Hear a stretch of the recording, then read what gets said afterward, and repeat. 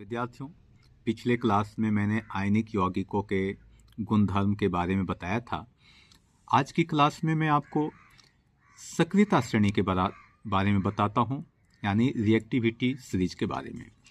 सबसे पहला इसमें कई सवाल आते हैं, जैसे सक्रियता श्रेणी क्या है, सक्रियता श्रेणी किसे कहते हैं, सक्रियता श्रेणी से आप क्या समझते हैं, सक्रियता श्रेणी को परिभाषित करें।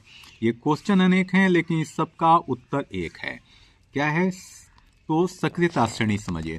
सक्रियता श्रेणी वह क्रम है जिसमें धातुओं को उसकी रासायनिक क्रियाशीलता के आधार पर सबसे अधिक सक्रिय से सबसे कम सक्रिय क्रम में रखा जाता है, या दूसरे अर्थ में कहें तो सक्रियता श्रेणी धातुओं की वह क्रमबद्ध सूची है जिसमें उन्हें उनकी रासायनिक क्रियाशीलता के अधिक से कम क्रम में रखा जाता है।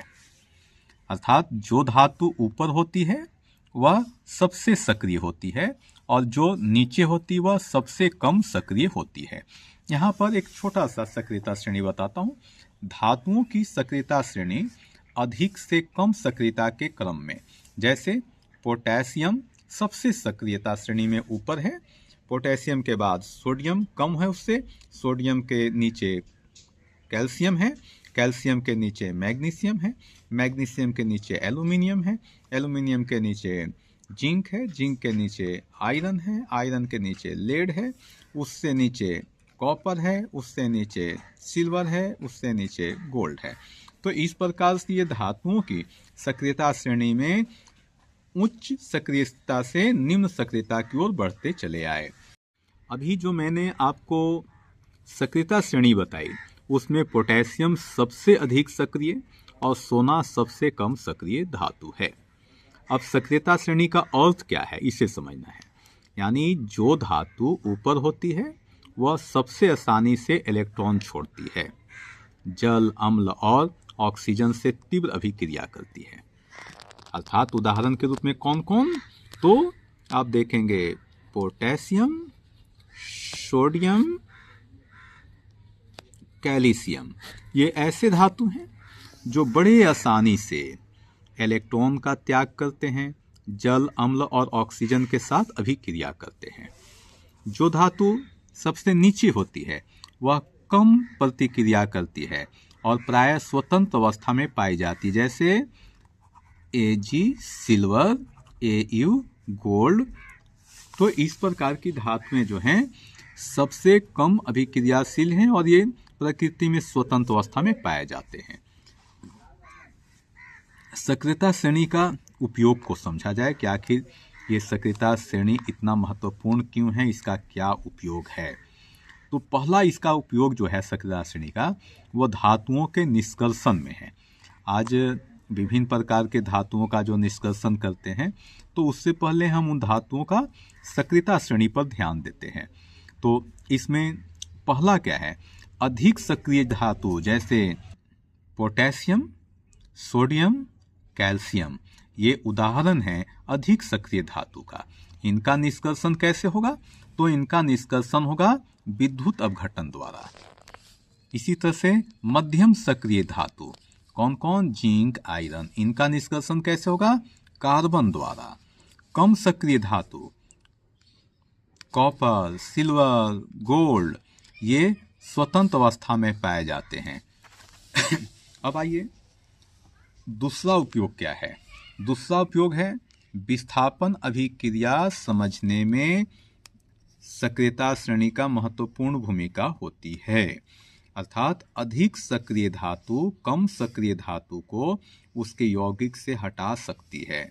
उदाहरण के रूप में देखिए, जिंक धातु को जब कॉपर सल्फेट के साथ अभिक्रिया कराई जाती है तो जिंक क्या करता है, जिंक सल्फेट बना लेता है और कॉपर को विस्थापित कर देता है। तो इस प्रकार से विस्थापन अभिक्रिया में मददगार है। सक्रियता श्रेणी का तीसरा जो है महत्वपूर्ण उपयोग क्या है, जंग लगने की प्रक्रिया को समझने में। जंग लगने की प्रक्रिया को समझने में इसका महत्वपूर्ण भूमिका है। कैसे, तो अधिक सक्रिय धातु जल्दी जंग खा जाती है। जैसे लोहा Fe बहुत जल्दी से जंग खा जाती है। तो इस प्रकार से धातुओं की पहचान आसानी से हो पाती है कि अधिक सक्रिय धातु जो होंगे जल्दी जंग खा जाएंगे। चौथा जो गुण है वह बलिदानी या सुरक्षा वाली गुण है। जैसे लोहे को जंग से बचाने के लिए जिंक या मैग्नीशियम का प्रयोग किया जाता है। जिंक का उपयोग गैल्वेनाइजेशन करने के लिए, गलभनीकरण करने के लिए किया जाता है, जिससे कि लोहे को बचाया जा सके जंग से। पांचवा गुण जो है, जल और अम्ल के साथ अभिक्रिया के आधार पर हम लोग धातुओं की पहचान करते हैं सक्रियता श्रेणी के माध्यम से। जल से तीव्र अभिक्रिया करने वाले जो धातु हैं, पोटेशियम, सोडियम, कैल्शियम, ये जल से तीव्रता के साथ अभिक्रिया कर लेते हैं। तो इन्हें सुरक्षित रखने का तरीका है, इन धातुओं को हम लोग केरोसिन में रखते हैं, पोटेशियम और सोडियम को, ताकि जल के संपर्क में आने से बचाया जा सके। दूसरा है भाप से भी क्रिया। कुछ धातुएं ऐसे हैं जो भाप से भी क्रिया कर लेते हैं, जैसे मैग्नीशियम, एल्यूमिनियम, आयरन। इसी प्रकार से कुछ धातुएं हैं केवल अम्ल से भी क्रिया करते हैं, जैसे जिंक हो गया, तो कॉपर हो गया, ये सभी केवल अम्ल से भी क्रिया करते हैं। और कुछ ऐसे धातुएं हैं जो अभी क्रिया नहीं करते, जैसे सिल्वर, गोल्ड, ये अभी क्रिया करती नहीं है।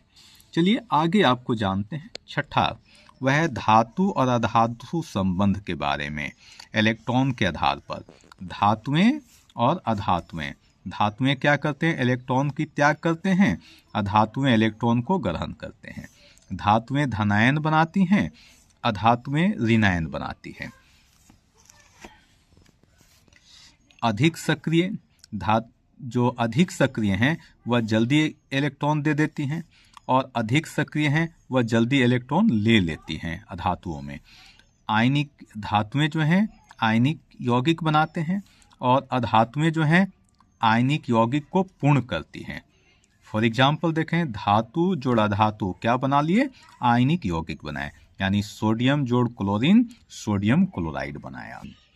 कभी कभी यह भी पूछा जाता है क्या अधातुओं की भी सक्रियता श्रेणी होती है। तो सामान्य रूप से अधातुओं की कोई आधिकारिक सक्रिय श्रेणी नहीं होती है। फिर भी हैलोजन समूह में सक्रियता का क्रम पूछा जाता है कि क्या हैलोजन समूह में सक्रिय श्रेणी हो सकता है, तो निश्चित रूप से होता है। एग्जाम्पल के रूप में देखें, जैसे फ्लोरीन से कम सक्रिय क्लोरीन होता है, क्लोरीन से कम सक्रिय ब्रोमीन होता है, ब्रोमीन से कम सक्रिय आयोडीन होता है। ये चारों तत्व जो हैं अधातु में हैलोजन समूह के सदस्य हैं। अब जरा ध्यान देखें, तो ऊपर वाला धातु नीचे वाले अधातु को उसके यौगिक में विस्थापन कर सकता है, यानी ऊपर वाला कौन, तो फ्लोरीन क्लोरीन को, या क्लोरीन ब्रोमीन को, ब्रोमीन आयोडीन को विस्थापित कर सकता है। उदाहरण समझिए, जैसे क्लोराइड के साथ पोटेशियम ब्रोमाइड के यौगिक को जब अभिक्रिया कराई जाती है तो उसमें क्या होता है कि यह ब्रोमीन को विस्थापित कर देता है और क्लोरीन के साथ पोटेशियम क्लोराइड बना लेता है और ब्रोमीन को अलग कर देता है, यानी ब्रोमाइड अलग हो जाता है। इस प्रकार से अधातुओं में भी विस्थापन की अभिक्रिया होती है, केवल हैलोजन समूह में। तो आज के लिए इतना ही सक्रियता श्रेणी के संदर्भ में। आगे आपको बताऊंगा कि सक्रियता श्रेणी का उपयोग करते हुए हम लोग धातुओं का निष्कर्षण कैसे करेंगे। धन्यवाद।